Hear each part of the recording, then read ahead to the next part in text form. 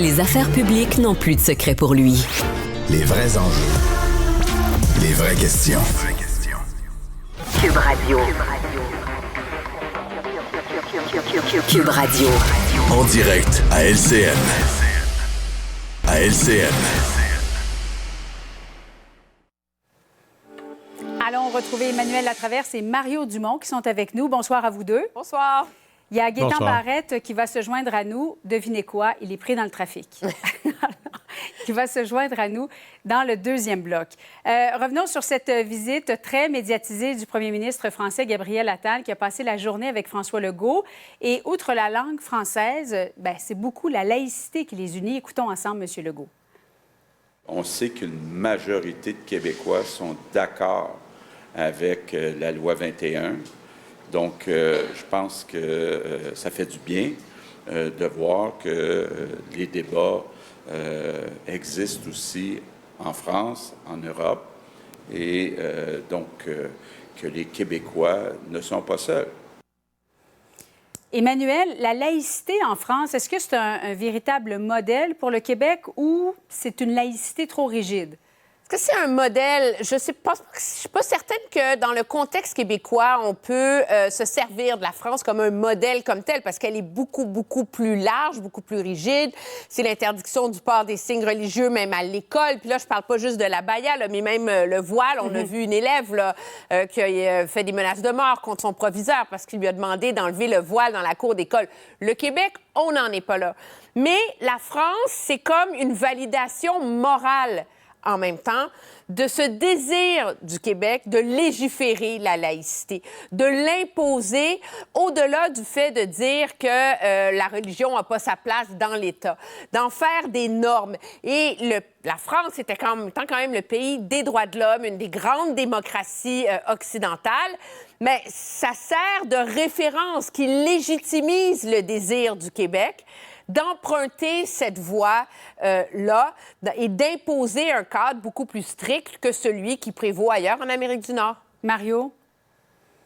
Oui. Il faut voir que c'est, pour François Legault, sur la question de la laïcité, c'est la deuxième grande validation en quelques mois. Là, c'est un premier ministre d'un pays, Emmanuel vient de le dire, d'une grande démocratie, qui vient dire...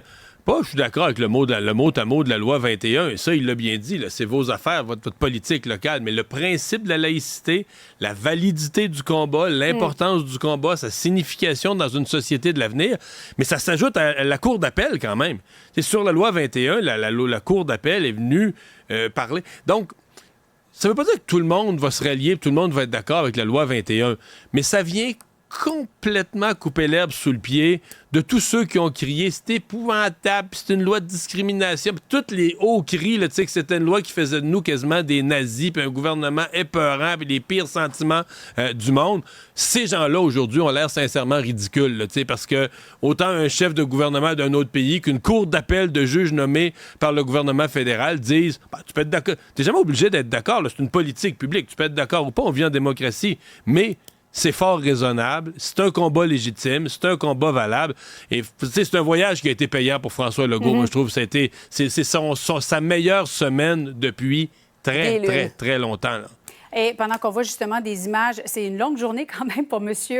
Attal. Ça a commencé très tôt ce matin à 8 h dans une école à Québec. Il est du côté de la Caisse de dépôt et de placement, toujours en compagnie notamment du premier ministre François Legault. Concernant la politique de non-ingérence, non-indifférence, est-ce que la France, par exemple, serait prête à accompagner le Québec advenant un projet de référendum? Voici ce que M. Attal a répondu. Plutôt qu'être dans le ni-ni, moi je préfère être dans le et. Et donc je suis... Et je dirais que la relation entre la France et le Québec, c'est plutôt et sensibilité et respect. Alors, comment vous avez trouvé sa position sur le et, Mario, Emmanuel? C'est la même chose. C'est la même chose. Essentiellement, la France ne se mêlera pas du débat constitutionnel, n'exprimera pas de préférence pour un Canada uni, pour le Québec souverain, si jamais il y avait un référendum, parce que là, on est dans le théorique, on est loin de ça.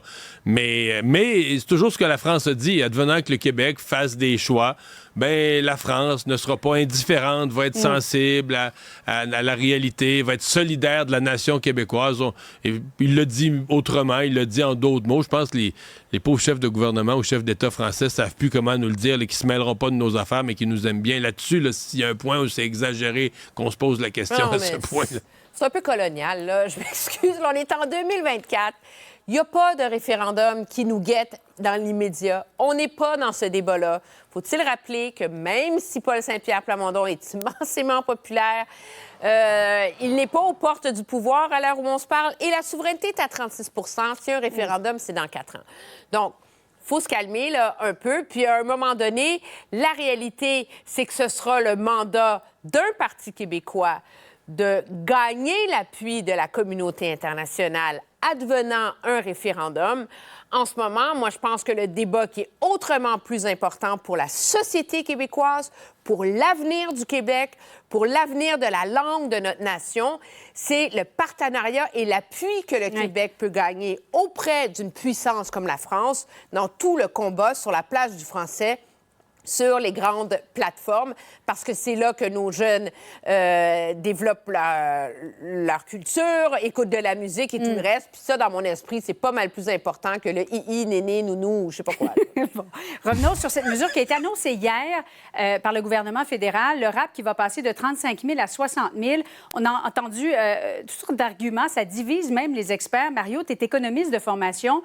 C'est bon ou pas? Parce qu'il y en a plusieurs qui disent que ça va stimuler la demande alors qu'il y a très peu d'offres. C'est ça. Et de permettre les hypothèques de 30 ans sur un premier achat de maison neuve.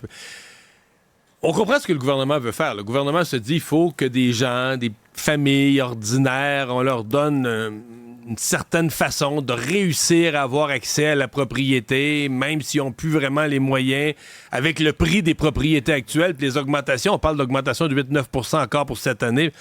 Mais c'est ça. Si t'es déjà dans une surchauffe, t'es déjà dans des augmentations de prix complètement folles.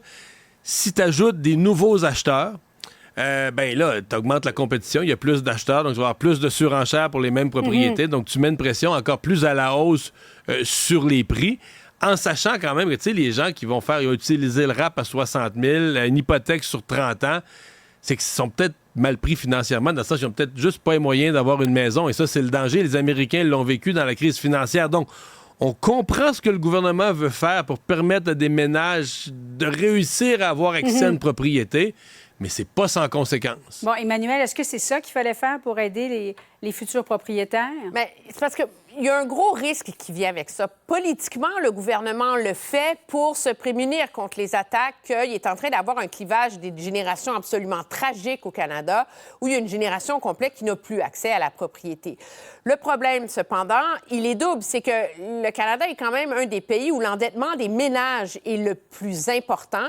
Et ça pose un immense problème en termes de solidité de l'économie, de marge de manœuvre pour affronter des soubresauts.